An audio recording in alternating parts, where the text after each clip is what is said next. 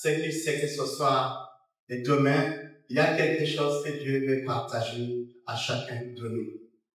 Et je vous dis déjà, en préparant le message, j'ai beaucoup appris. J'ai découvert. J'ai grandi dans une famille chrétienne où Pâques était solennel. Parce qu'à Pâques, on devrait égorger un capri, bien aimé. Et pas parce que Jésus est l'agneau immolé, mais parce que lundi de Pâques, déjà, on savait que Noël, Pâques, lundi de Pâques, c'était une fête en famille. Et demain, je voudrais. Si nous comprenons ce qui s'est passé à Pâques, lundi de Pâques, on n'a pas pu venir à la Sainte-Seine avec les migrants. Parce qu'il y a quelque chose qui s'est joué. Quelque chose qui a changé l'histoire de l'humanité. Mais qu'est-ce que Dieu? Pas de 2025, pas de 9. Parce que nous avons eu tant de séminaires. Nous avons décortiqué beaucoup sur l'événement de Pâques. Et un des séminaires qui m'a beaucoup touché, terminé par notre héberger, c'était la puissance du sang de l'agneau. C'était des choses de très puissant, de très fort. Mais en même temps, quand je priais pour ce que nous doit avoir pendant ce séminaire, voilà ce qui m'est venu en tête. Vous faites Pâques, c'est quoi? Pâques, ce n'est que l'accomplissement du plus grand promesse de Dieu envers l'humanité. C'est une des grandes promesses, c'est une des grandes promesses que Dieu a faites à l'humanité qui s'étend. Et nous allons voir tout. Maintenant, après nous allons voir qu'est-ce qui en découle de cet accomplissement. Qu'est-ce que moi, j'ai de Pâques et comment dois-je vivre les Pâques? Et j'ai retenu trois choses. D'abord, Pâques, il y a une rupture qui se passe. Pâques, il y a le pardon. Pâques, il y a un nouveau départ. Ça va être notre part de la rupture, le pardon, le nouveau départ. Mais ce soir, nous allons nous cantonner sur l'accomplissement de cette promesse de Dieu. Mais, comme à l'accoutumée, c'est bon qu'on essaie de réfléchir sur ce que c'est Pâques. Chacun de nous a une idée de dire Pâques à sa façon d'écrire Pâques. Il y a Pâques, c'est sans accent, vous avez Pâques avec accent, avec S. Tout ça, et pourquoi? Quand est-ce que Pâques a commencé, chacun de nous sait et peut dire où Pâques a commencé et qu'est-ce qui s'est passé, qu'est-ce qui s'est joué ce jour-là. Alors, chers frères et sœurs, quand nous parlons de l'origine de Pâques, nous ne pouvons pas ignorer que Pâques, ou bien la fête de Pâques, si je vais parler avec plusieurs S, avec S, pourquoi S? Parce qu'en réalité, ce n'est qu'au XVIe siècle qu'on a ajouté S pour que ça soit pluriel. Avant, c'était Pâques, qui était juste Pâques. Quel chrétien avait capté. Mais en ajoutant S, ils ont voulu fêter d'abord l'arrestation du Christ, la crucifixion, son enterrement, ça les autres. Comme les catholiques fêtent cette fête de manière séparée, et maintenant il s'agit de plusieurs fêtes. Mais avant tout, il y a quelque chose qui s'est passé dimanche passé dans le monde chrétien. Souvent, les mots évangéliques nous ignorent. Mais qui fait partie de Pâques, nous allons voir ça. Qu'est-ce qui s'est passé dimanche passé? Qu'est-ce qu'on célèbre? Vous commémorez l'entrée dans le calendrier, on appelle ça fête de l'amour. c'est capital de savoir ce qui s'est passé. L'entrée triomphale, pourquoi il est en train de s'éloigner. Mais avant tout, la fête de Pâques, en réalité, on célèbre la résurrection de Christ. Souvent, on ne s'attaque pas à la mort. On ne s'attaque pas à comment le jugement s'est déroulé. Mais c'est la résurrection qui, en réalité, c'est le point final. Alors, comme nous le savons, la résurrection de Christ est l'élément central de notre foi chrétienne, car elle est l'accomplissement des promesses de Dieu envers son peuple. Mais il y a une chose souvent que nous devons comprendre si nous lisons dans l'Évangile selon Jean. L'Évangile selon Jean, chapitre 9, chapitre 1 plutôt. Jean chapitre 1, verset 29 à 34. C'est déjà une déclaration de base que Jean-Baptiste fait bien. C'est lui qui a écrit l'Évangile selon Jean, il nous dit ceci. L'Évangile selon Jean, premier chapitre, 29 à 34. Il dit le lendemain, et puis Jésus venant à lui, il dit, voici l'agneau de Dieu qui ôte le péché du monde. Celui dont j'ai dit, après moi vient un homme qui m'a précédé, car il était avant moi. Je ne le connaissais pas. Mais c'est enfin qu'il fut manifesté à Israël que je suis venu baptiser d'eau. Jean a mis son témoignage.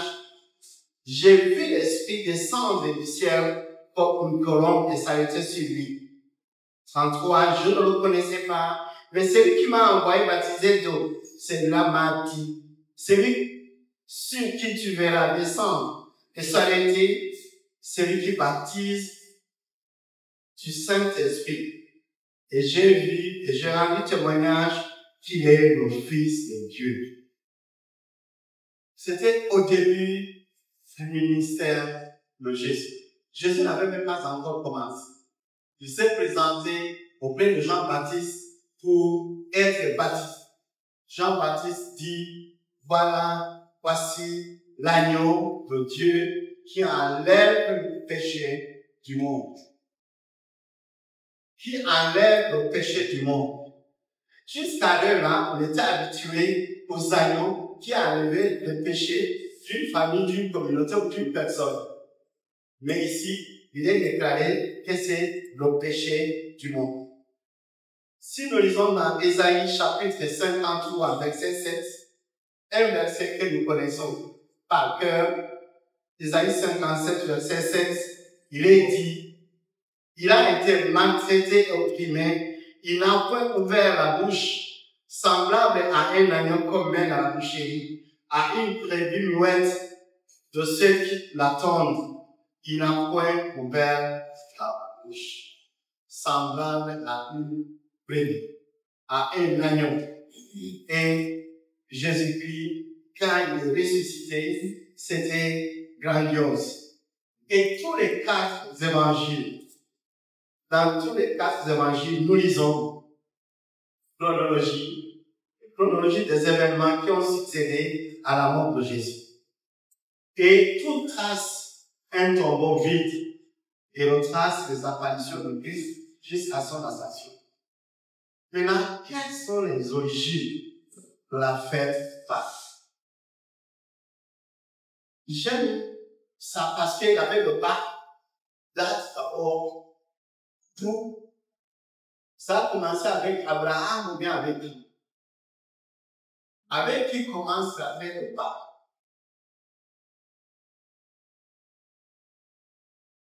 La fête de Pâques commence avec le peuple d'Israël qui était en oppression, qui était en esclave en Égypte.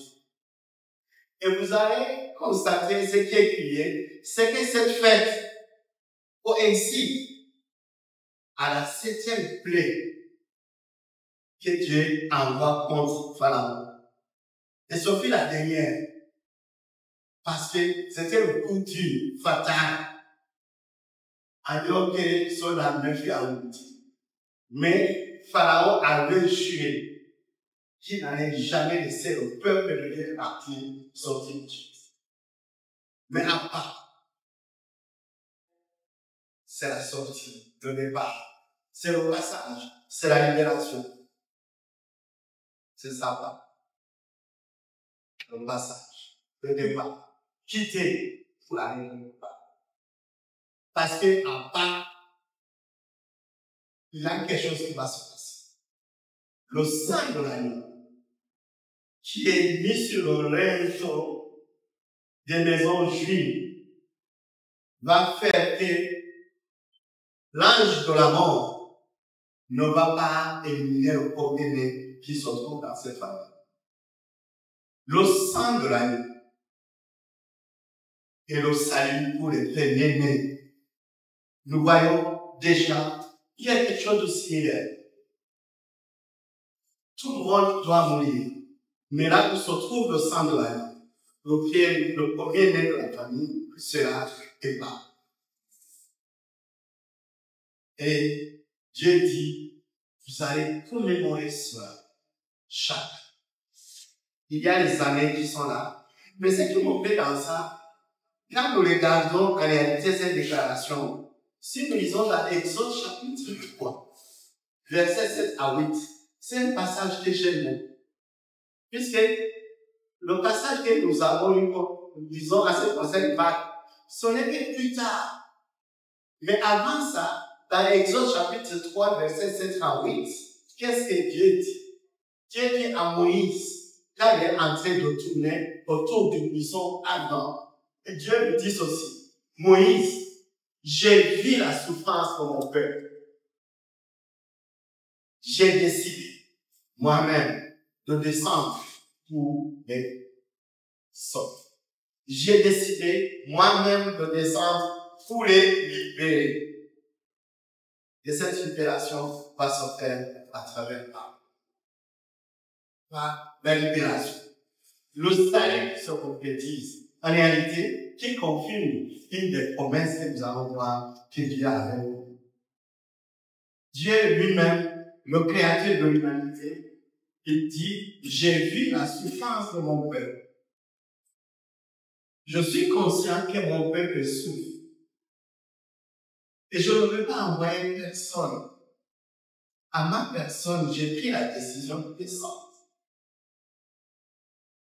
C'est ça qui dit à Moïse, tu ne seras pas seul. Je serai avec toi. Parce que je descends dans la laine. Dieu descend pour délivrer, délivrer, faire sortir de l'esclavage pour rendre libre son peuple. Voilà le ministère de Dieu. Un homme qui était enfermé, qui était sous le joug de l'esclavage, mais qui est libre, libéré, parce que son Dieu, son Créateur, a pris la décision de descendre et de le dire.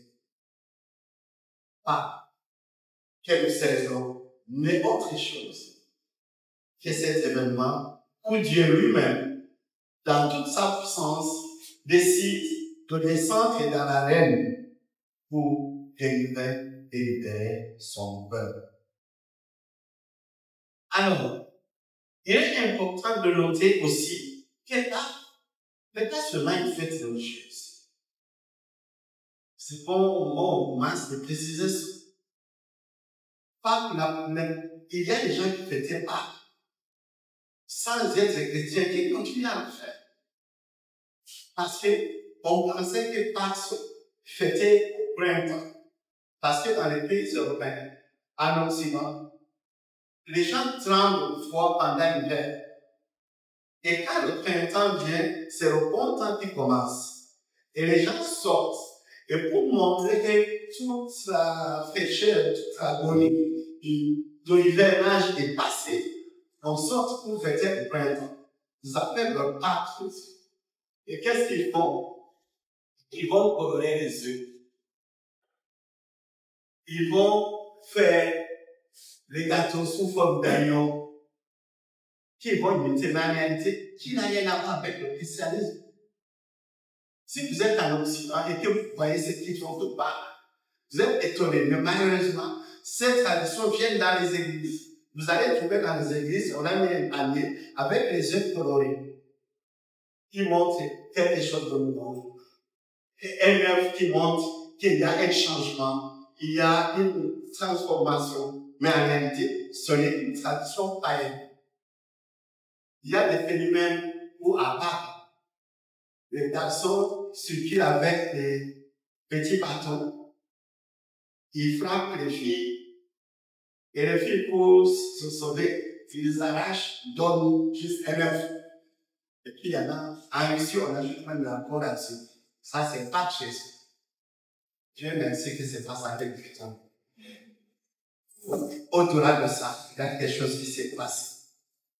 Alors, Pâques, on appelle aussi ça, célébrer la victoire de la vie sur la mort, le passage de l'esclavage à la liberté. Et aujourd'hui, à Pâques, nous célébrons la nouvelle alliance. Ce que Dieu a fait pour nous. L'agneau pascal, comme nous l'avons vu dans Jean chapitre 50. Le vrai pain de vie. C'est ça, disons. Mais alors, regardons ce soir le salut de l'humanité, la plus grande promesse de Dieu. En quoi c'est la plus grande promesse de Dieu? Regardons une chose. Dieu a payé tout. Beau. Et Dieu était content. Parce que Dieu dit, après la création, que tout est bon. Mais après avoir payé l'homme et la femme, il dit, c'est très bon. Pourquoi Dieu a créé l'homme en son image? Pour que l'homme puisse avoir la communion avec. C'était l'objectif de Dieu quand il a créé l'homme. Avoir la communion avec. Parce que nous lisons que le soir, quand nous lisons le livre de Genèse, chapitre 3, nous voyons que Dieu visitait, descendait, il visitait l'homme. Il parlait. Même quand ils ont péché, Dieu découvre qu'ils ont péché comment? C'est quand le soir, il vient les rendre visite, ils se sont cachés. Et Dieu découvre quand ils ont péché. Et comme Dieu est saint, je précise bien et je pèse mes mots. Dieu est saint. Il n'a pas pu tout. Mais c'est bon quand même qu'on regarde un peu ce que David parle de la place de l'homme vis-à-vis de Dieu. Si quelqu'un peut lire Psaume chapitre 8, verset 5 à 8. Psaume chapitre 8, verset 5 à 8. Psaume chapitre 8, le verset 5. Qu'est-ce que l'homme pour que tu te souviennes de lui? Et le Fils de l'homme pour que tu prennes garde à lui.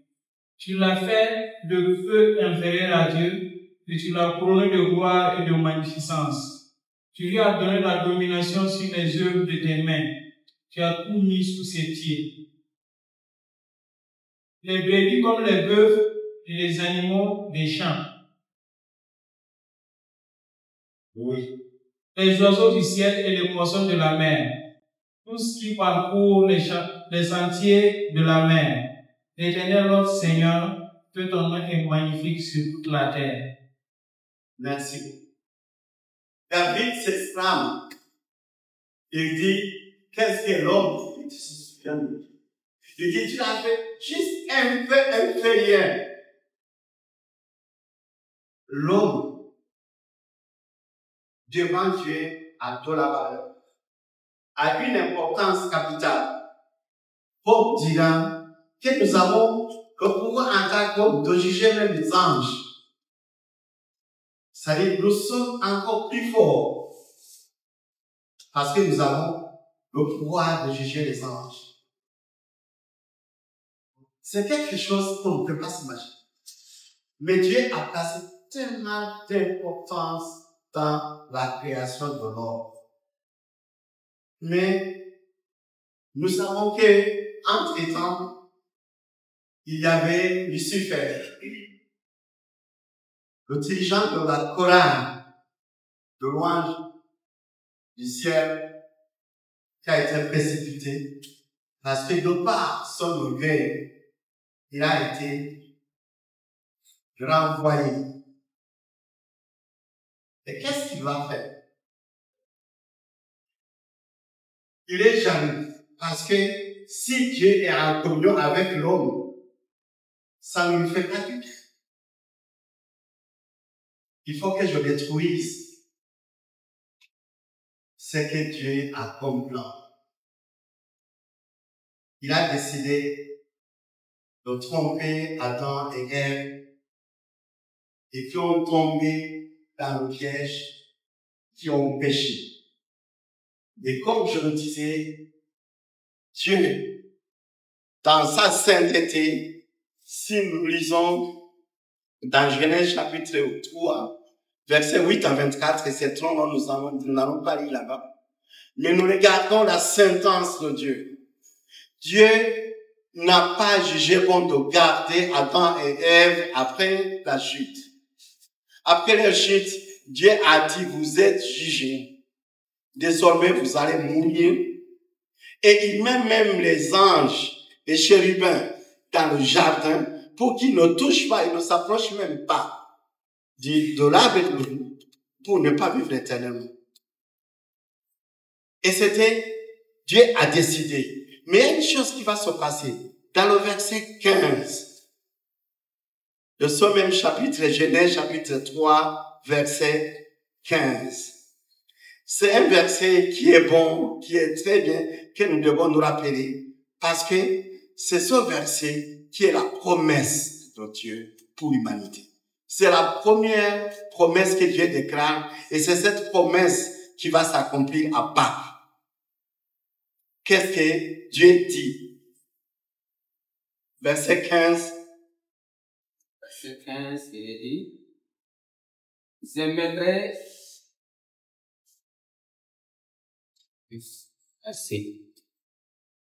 je mettrai inimitié entre toi et la femme, entre ta postérité et sa postérité. Celle-ci t'écrasera la tête et tu lui blesseras le talon. Merci. Il y a quelque chose qui s'est passé. Satan, et là, Dieu a déclaré la sentence contre Adam, contre Ève, mais aussi contre le diable. Il dit, je mettrai une inimitié entre toi et la femme. Il y a trois choses ici. Il dit, ta progéniture, quelqu'un qui sera descendant de toi, ta progéniture aura le pouvoir de te venger. Et cette progéniture n'est autre que le Christ. Dieu promet à Adam et Ève qu'il va leur donner une progéniture, un descendant qui aura la capacité de défendre. Et cette progéniture, qu'est-ce qu'il fera? La progéniture, le descendant d'Adam et Ève blessera. Satan va blesser le talon. Tu le blesseras le talon d'abord. Quelle est cette blessure de talon? Le talon, si quelqu'un te blesse le talon, c'est difficile de marcher. Quand vous êtes en train de courir derrière et puis quelqu'un t'attrape sur le talon, tu tombes. Et l'adversaire pense que c'est fini. C'est ça qui s'est passé. Le diable était convaincu que la mort du Christ était la fin de tout. Mais Dieu promet ceci. Bien que tu vas l'écraser le talon, il ne va pas tomber. Il y aura une victoire finale. Et sa victoire finale t'écrasera la tête. Une fois pour toutes. Progéniture, une blessure de talon. Mais la tête sera écrasée. Et une fois pour toutes. Et quand nous regardons, Dieu a répété ses promesses pendant tant d'années. génération en génération. Dieu a répété ça à Abraham quand il appelle dans Genèse chapitre 12, verset 3. Qu'est-ce qu'il lui dit? Il lui dit, je bénirai celui qui te bénira. Genèse 13, verset 3. Il dit, je bénirai ceux qui te béniront et je maudirai ceux qui te maudiront. Et toutes les familles de la terre seront bénies en toi. C'est déjà une confirmation de cette promesse. Et ça continue. Vous pouvez noter, vous allez lire après. Genèse chapitre 49, verset 10. On voit cette promesse qui est là. Psaume 2. Nous voyons David qui parle déjà du royaume du Messie. Que quand tout le monde va se liguer contre le prince, mais lui, il va rester stoïque, il va l'emporter. Nous voyons Ésaïe, Daniel et Michée. Lisons dans Michée, chapitre 5, verset 2. Là, c'est plus précis. Quelqu'un regarde Michée, chapitre 5, verset 2.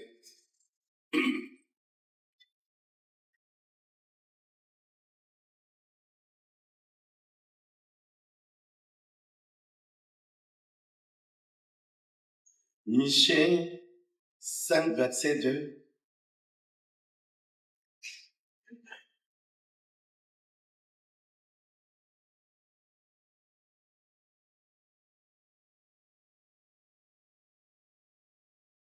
Michée, chapitre 5, le verset 2. Et toi, Bethléem, Ephrata, petite entre les milliers de Juda, de toi sortira pour moi celui qui dominera sur Israël, et dont l'origine remonte aux temps anciens, aux jours de l'éternité. Merci. Il y a déjà une précision où il va naître, comment ça va se passer. Il y a beaucoup de prophéties qui parlent de ça.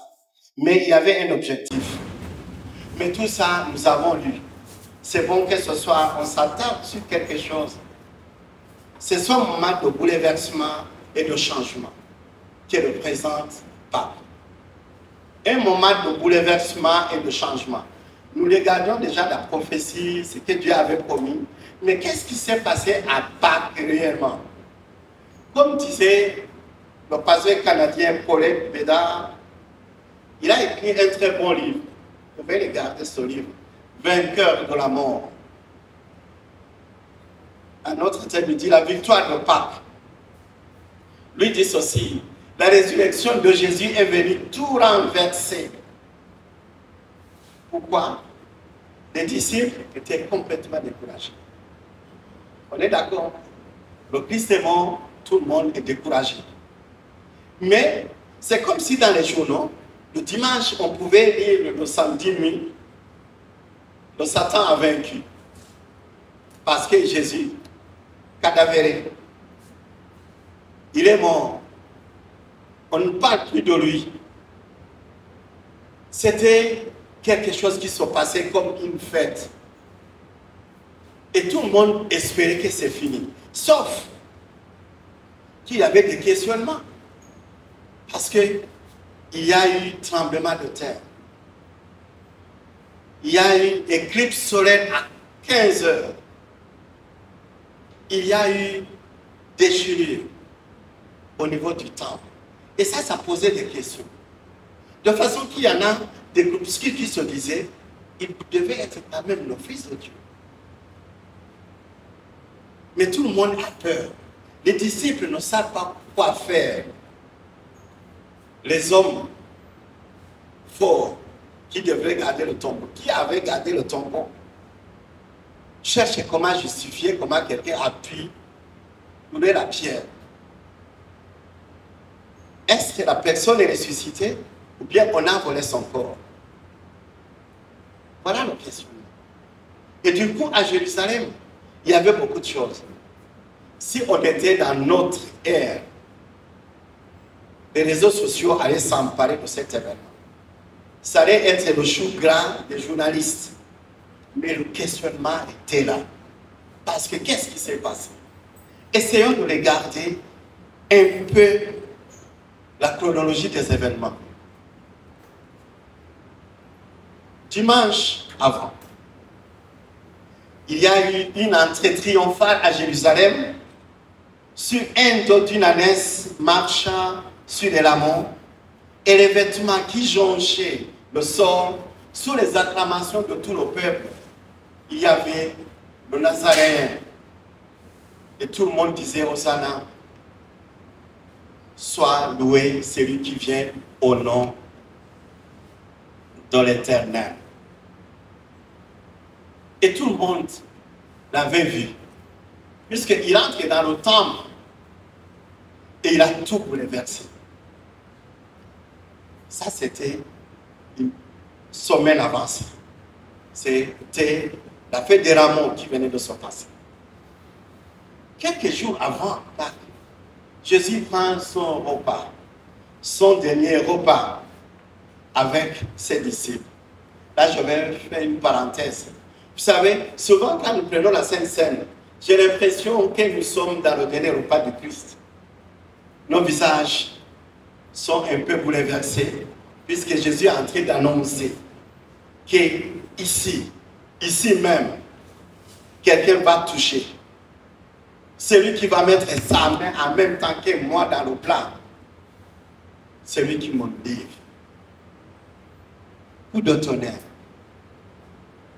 Il a marché avec lui pendant des années. Il lui a fait confiance. Il était même son ministre des Finances. Ce qui m'a choqué, je lisais ce texte. Vous voyez, les hommes d'origine qui étaient là, le Sanhédrin et autres, ne sont pas partis voir Judas pour lui négocier de les donner le Christ. C'est Judas lui-même, himself, qui se lève, qui parle pour lui dire je vous livre Jésus. Quelle trahison. C'est ça qui se tramait dans ces jours-là à Jérusalem. Un de ses compagnons fidèles, il se lève, il va le vendre. C'est Judas lui-même qui se lève, qui va négocier comment vendre le Christ. Comment le livrer. Il va le faire. Mais tout cela se passe. Jésus est avec les gens, qui mangent avec lui, mais qui, certainement Jésus sait que ces gens vont le laisser tomber. Ce sont de la chair qui sont autour de lui. Mais Jésus voyait tout ça. Il sait comment ça va se terminer. Comme dans un film qu'on a regardé, il y a plusieurs fois qu'on regarde sur un film et qui vient. Et quand on commence à dire, on dit voilà, lui va tuer l'autre. Après tout, lui va se noyer. Jésus savait souffrir. C'est pour cela qu'il est en mesure de dire à d'autres, avant que le coq ne chante pour la deuxième fois, toi tu vas me bénir. Autre chose que nous voyons une arrestation et jugement d'un innocent comme un brigand, au mépris de tous les bienfaits qu'il a rendus à la nation. Au mépris de toutes ces personnes qu'il a guéries, à qui il a donné la vie, à qui il a donné la deuxième chance, des gens qui étaient morts. Au mépris de tout cela, on décide de l'arrêter comme un brigand. Le monde à l'envers. C'était Jérusalem comme ça. Il est arrêté sous haute trahison de son proche compagnon. Et on peut dire de nos jours déni de démocratie. Parce que si on avait demandé combien, si on avait lancé une consultation populaire, certainement Jésus n'allait pas mourir. Mais c'était un cercle restreint. Les valets, les gens achetés, corrompus, c'est eux qui ont décidé de son sort. Mais ils ont oublié que c'était le Fils de Dieu qui était en Dieu. Et nous voyons le rejet, la négation de ses compagnons les plus proches, qui lui promettaient de l'accompagner jusqu'à la mort, et même de mourir. Ces gens le renient. Ils disent, je ne le connais même pas, je ne sais même pas de quoi vous parlez. Ça, c'est Jérusalem. Tout est bouleversé. Il y a un changement.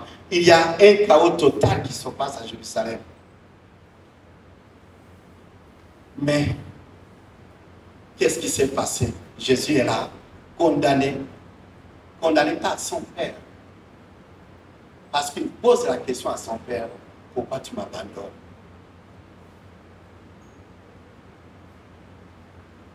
Vous vous rendez compte?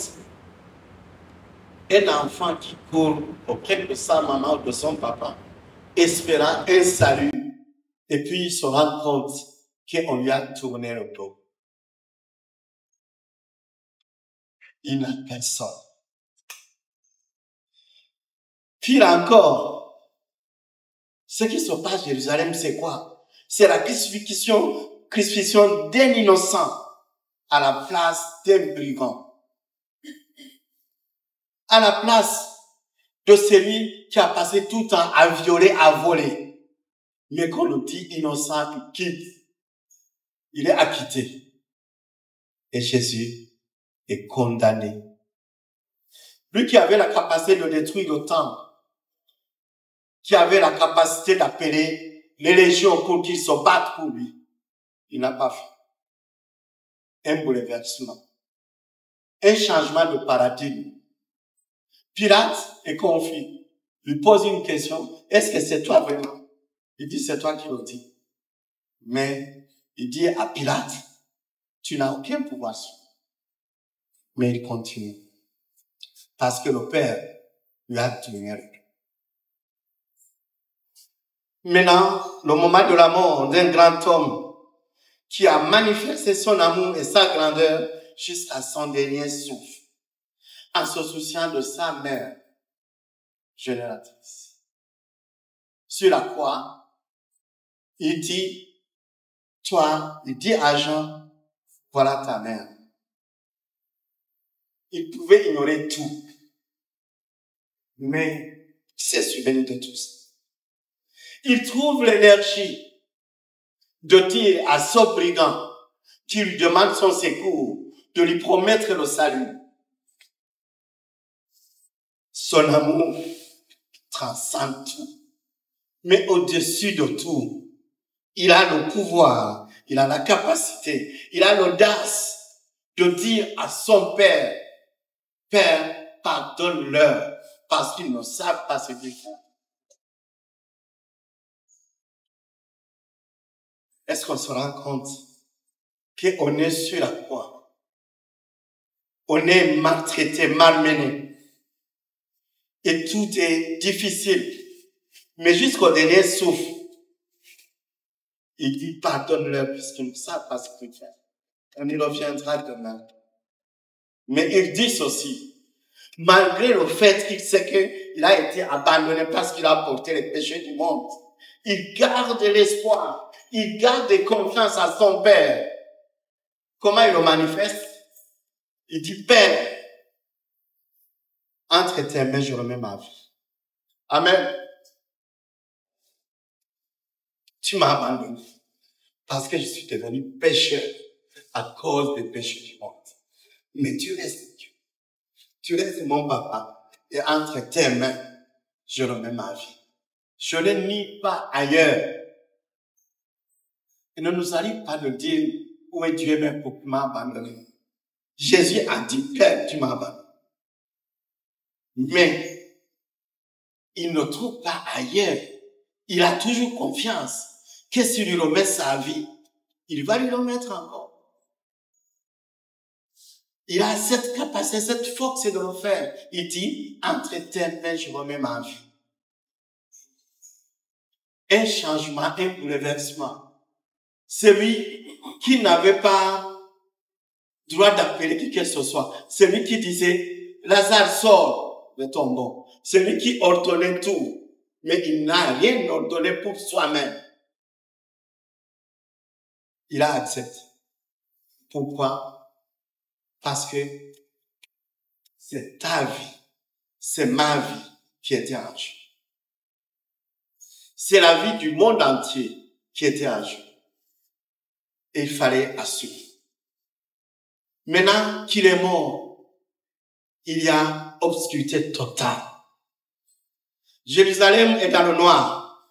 Il y a tremblement de terre. Les gens constatent qu'il y a des gens qui sont ressuscités, gauche à droite, qui se baladent même en ville. Ils reconnaissent même certaines personnes, certains saints qui sont là. Mais le voile est déchiré. Tout se renverse. C'est là où les gens posent la question. Ah, n'est-il pas le Fils de Dieu? Pâques, un bouleversement de tout. Tout change, tout est bouleversé. Les fondamentaux qu'on avait, rien n'est plus solide parce qu'il y a quelque chose qui se joue. Il y a un combat entre l'ennemi, le diable, et le Fils de Dieu. Alors, il y a panique après chez les hauts gradés de l'hiérarchie juive. Et pour la première fois dans l'histoire de l'humanité, peut-être, ce sera la dernière fois aussi, la tombe d'un condamné à mort est gardée. La tombe de quelqu'un qui est condamné. Et on est obligé de garder. Et pas n'importe qui. Mais c'est la débandade. Enfin, la débandade. Partout dans les hautes sphères de l'élite de Jérusalem. Parce que le tombeau du Nazaréen est vide. Amen. Amen. La débandade partout. La panique partout. Parce que la question, s'agit-il d'une résurrection des morts? Peu de personnes, surtout les hiérarchies religieuses là-bas, souhaitent que ça soit. Personne ne peut même entendre parler qu'il s'agit d'une résurrection. Nous allons chercher.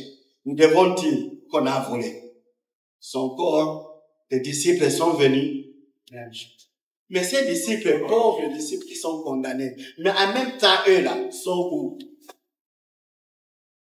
Cachés. Dans des chambres enfermées. Parce qu'ils ont peur. Mais ils ont raison. Ils ont quitté Jérusalem. Ils ont quitté plutôt Galilée. Ils ont traversé Juda, Samarie ou bien ils sont arrivés maintenant. Et les gens les ont vus crier aux ânes. Ils les ont vus ensemble dans le temple. Mais il n'est plus. Qu'est-ce qu'ils vont devenir? Incertain de leur avenir, il y a la panique dans les deux camps, que ce soit ce qui était de Jésus, mais aussi ce qui était des autres. Alors, le Sanhédrin se réunit, essaie de s'imaginer comment sortir de tout ça. Des fausses justifications. Il faut dire que les disciples sont passés par là. Et puis, voilà ce qui s'est passé. Mais peine perdue. Le Seigneur du Seigneur, le Seigneur des Seigneurs, le lion de la tribu de Juda a triomphé. Peine perdue pour tout ce qu'il est en train de faire. Parce que il est ressuscité de la mort. Et les premières apparitions commencent à se manifester. Déjà dans le jardin, quelque part sur le chemin de Maïs. Mais il y avait des soucis difficiles à ce moment-là. Et je me suis posé la question. Quand les deux disciples se rendent sur le chemin de Maïs, c'est 2 jours après. Ça dit, Jésus même est ressuscité. Mais ils sont sur le chemin de Maïs. Ils ont la peur. Ils s'en prennent même à Jésus.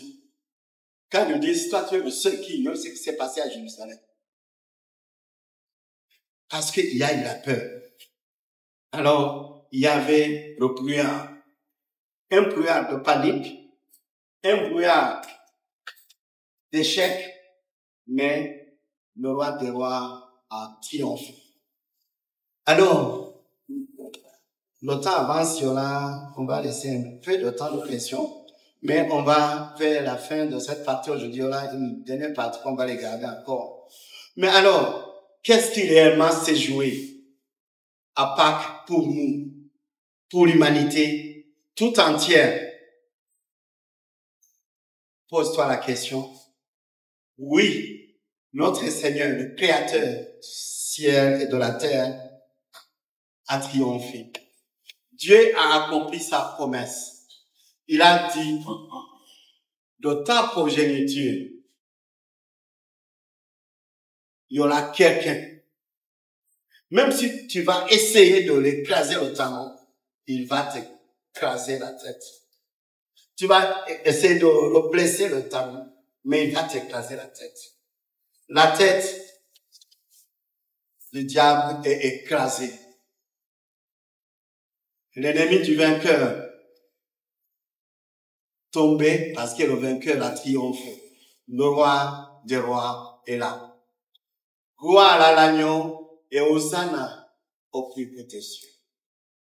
C'est cet événement de Noël où il y a le parcours, il y a le combat entre la haine et l'amour, entre le mensonge et la vérité. Et l'amour et la vérité finissent par triompher contre la haine et le mensonge. Et c'est ça qui s'est joué à Jérusalem. Mais essayons de faire l'analyse des enjeux de la résurrection du Christ, comme notre dernier point ce soir. Quels sont les enjeux de la résurrection du Christ? D'abord, certainement que Satan et ses acolytes auraient aimé que le Christ ne soit pas ressuscité, et ce pour plusieurs raisons. Je vais citer quelques raisons que j'ai notées.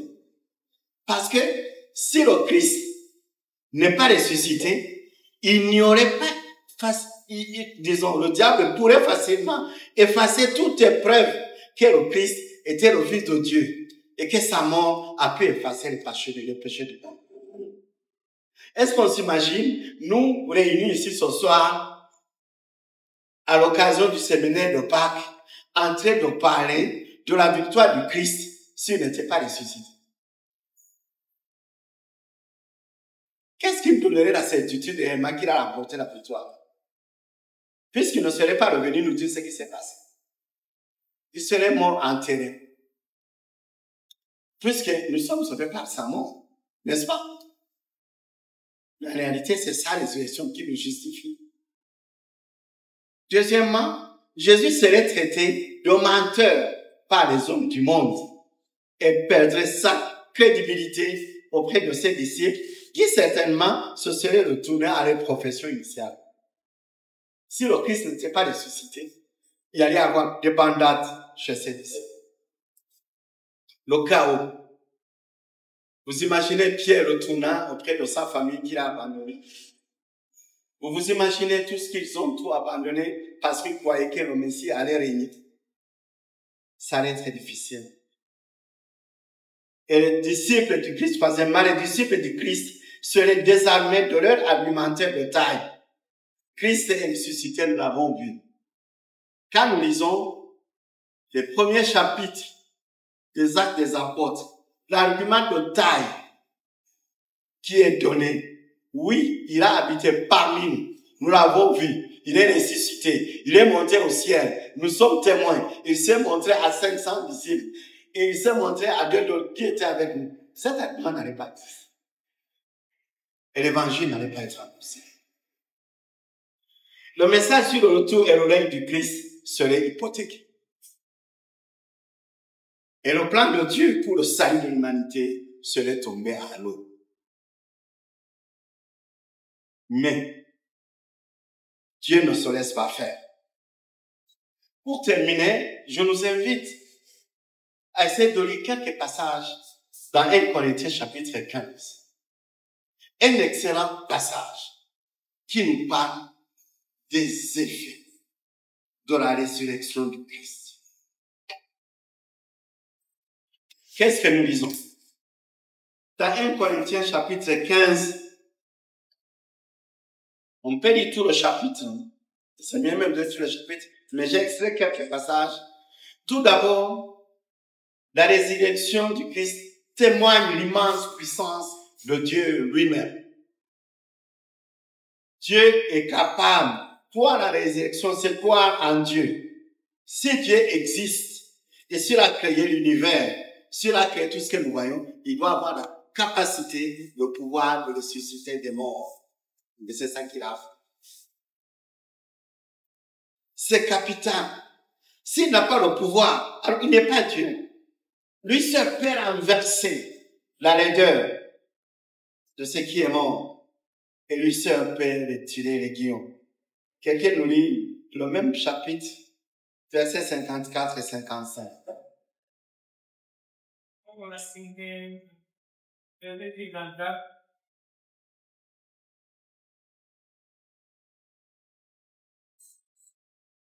Lorsque ce corps corruptible aura revêtu l'incorruptibilité et que ce corps mortel aura revêtu l'immortalité, alors s'accomplira la parole qui est écrite. La mort a été engloutie dans la victoire. Ô mort, où est ta victoire? Ô mort, où est ton aiguillon? L'aiguillon de la mort, c'est le péché, et la naissance du péché, c'est la loi. Mais grâce soit rendue à Dieu qui nous donne la victoire par notre Seigneur Jésus-Christ. Merci beaucoup. La mort, où est ton aiguillon? Deuxièmement, la résurrection de Jésus-Christ est un témoignage de la résurrection des êtres humains, qui est un principe fondamental de la foi chrétienne. Contrairement à toutes les religions,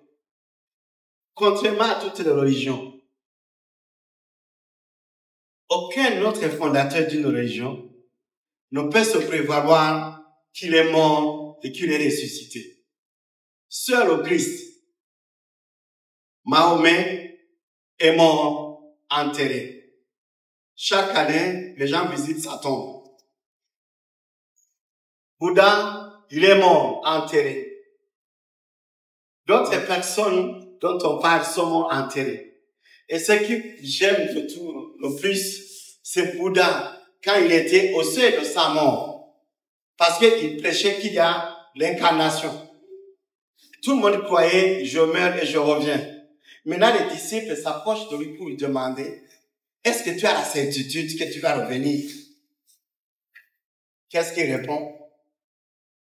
J'ai cherché, mais je dois vous dire que je n'ai pas trouvé. Continuez à chercher. Jusqu'à présent, les bouddhistes cherchent. Ils n'ont pas trouvé. C'était l'incarnation dont on parle. Comment on revient 7e fois? Parce que les morts ne sont pas revenus. Sauf le Christ a pu le faire. Alors, il est important de noter que Jésus siège au trône de son Père et il nous attend. Dans 1 Corinthiens chapitre 15, si nous pouvons résumer, le verset 14, Paul dit ceci: si le Christ n'est pas mort, sa prédication n'aurait pas de sens. Disons la prédication du Christ, si le Christ n'est pas mort et ressuscité, la prédication du Christ n'aurait pas de sens. Dans le même verset 14, la foi dans le Christ serait inutile.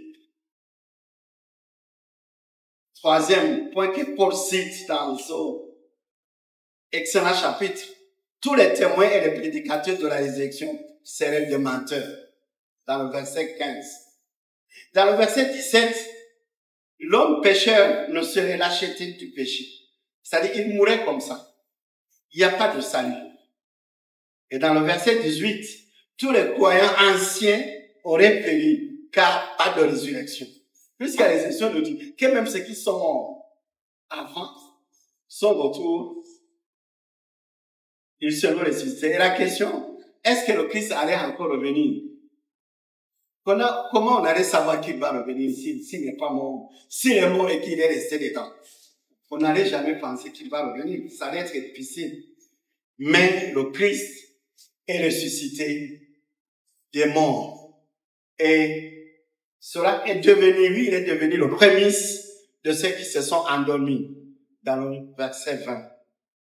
Alors, il nous assure que nous serons encore vivants et nous allons régner avec lui. Alors, la question qui est là, Pâques, l'accomplissement de la grande promesse de Dieu.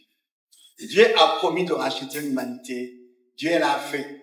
Et d'une manière si forte, si exaltante, qu'il n'y a pas de doute, il n'y a pas de débat. Il y a des témoins qui témoignent, qui peuvent témoigner, qui témoigneront encore que le Christ est vivant, il n'est pas mort, il est, disons, il n'est pas resté dans le tombeau, il est ressuscité. Le diable a été vaincu. Je terminerai en disant que la résurrection est la victoire triomphante, glorieuse de chaque point. Jésus-Christ est mort. Il a été enseveli. Il est monté au ciel, car il est ressuscité au 3e jour. Il sera de retour bientôt pour prendre son épouse. L'église dont tu fais partie, dont je fais partie, l'église qu'il a tant aimé. Alors, chers frères, chères sœurs, Pâques, c'est pas une occasion de pleurs. C'est une occasion de prière, de commémoration de ce que Dieu a fait pour toi, pour moi. C'est un changement qui s'est opéré. Et nous bénissons le Seigneur que nous sommes témoins de ce qui s'est passé. Nous pouvons lire comme une histoire ce qui s'est passé à Jérusalem. Et nous pouvons nous moquer de temps en temps de ceux qui étaient là et qui l'ont vécu. Mais la question, c'est comment toi, tu célèbres ça. Quel est cet événement dans ton cœur? Es-tu conscient qu'il a porté tes péchés? Que sur la croix, il a tout porté pour toi. C'est ça, Pâques. Commémorer cette victoire et dire, je suis racheté. Ma vie est en Christ. Demain, Dieu voulant, nous allons poursuivre en regardant les retombées de Pâques. Et nous allons regarder 3 choses.